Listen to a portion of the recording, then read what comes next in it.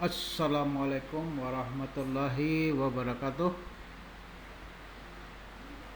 Selamat jumpa lagi dengan saya. Nama Mahfayeri. Saya itu adalah Widya Iswara di BPSDM Provinsi Riau.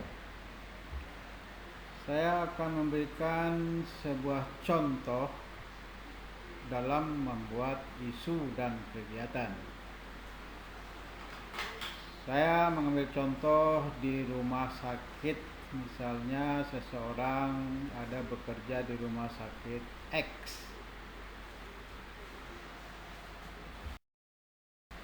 di mana unit dia bekerja adalah di unit Poliklinik Kebidanan rumah sakit X tersebut. Nah, jadi selama bekerja dia di rumah sakit, jadi dia dalam membuat isu itu bisa dari berupa tugas pokok dan fungsinya, atau sasaran kinerja pegawai atau SKP. Isu juga dapat dibuat dari tugas atasan langsung. Kemudian isu juga dapat dibuat dari inisiatif sendiri, tetapi harus mendapat persetujuan daripada mentor atau atasan langsung.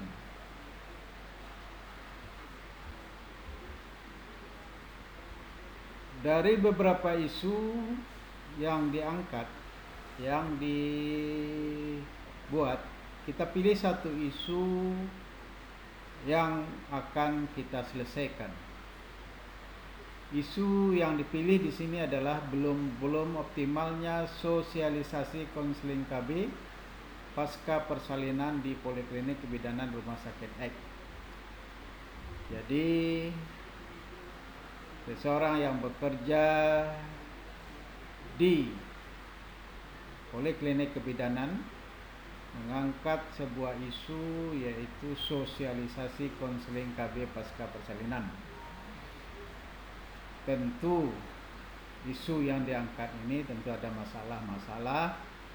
Selama dia bekerja, dia melihat bahwa masalah-masalah KB pasca persalinan banyak masalahnya. Akhirnya beliau mengangkat perlunya sosialisasi konseling KB.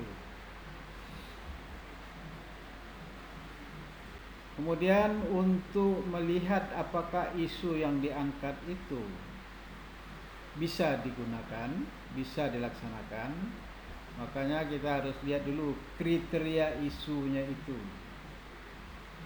Apakah isu yang diangkat itu adalah isu yang betul-betul aktual, yang betul-betul masalah terkini, yang betul-betul terjadi di tempat kerjanya.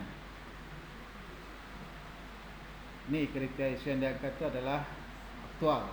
Pertama, kalau memang isunya aktual, dilanjutkan kepada apakah isu itu betul-betul problem, masalah di tempat dia itu. Apakah isu yang diangkat itu adalah betul-betul masalah yang harus diselesaikan. Karena masalah itu ada yang harus diselesaikan, ada yang tidak bisa diselesaikan.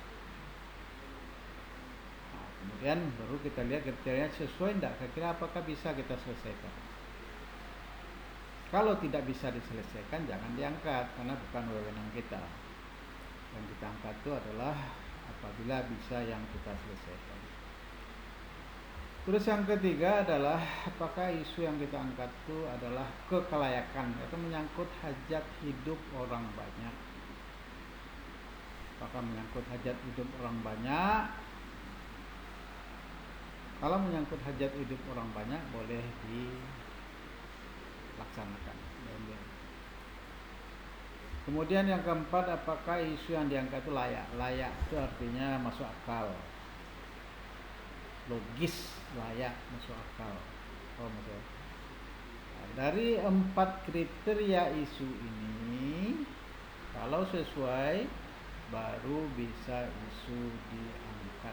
Ini penting untuk diketahui.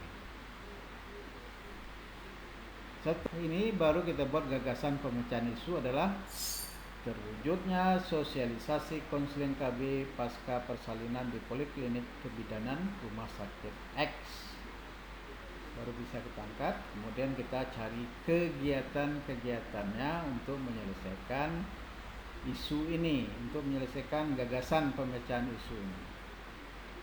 Minimal kita mengangkat 4 kegiatan, karena waktu kita hanya 1 bulan. Ya, 4 cukup atau 5, karena waktu 1 bulan nanti kalau banyak betul tidak cukup waktu untuk menyelesaikannya.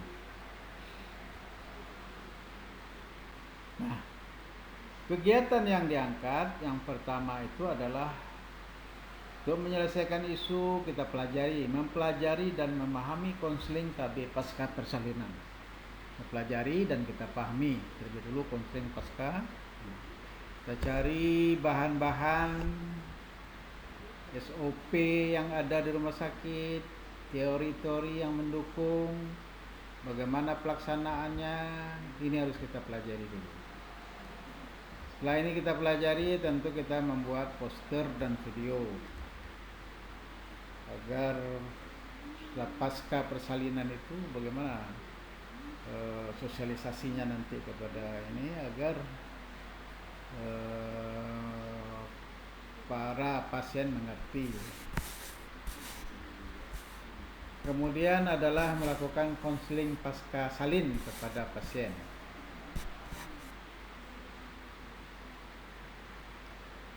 Melakukan konsultasi, memberikan nasihat, memberikan sosialisasi kepada pasien tentang pasca persalinan ini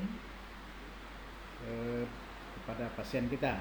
Kemudian adalah melaksanakan evaluasi terhadap kegiatan-kegiatan yang kita laksanakan ini.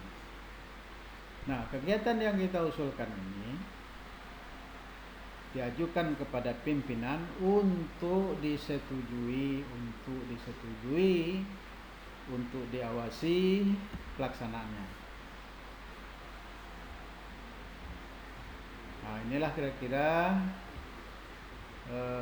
kegiatan atau isu yang diangkat dengan beberapa kegiatan yang akan disetujui oleh pimpinan kita atau atasan langsung atau mentor kita. Saya rasa demikian. Selamat bekerja. Saya sudahi dengan wassalamualaikum warahmatullahi wabarakatuh.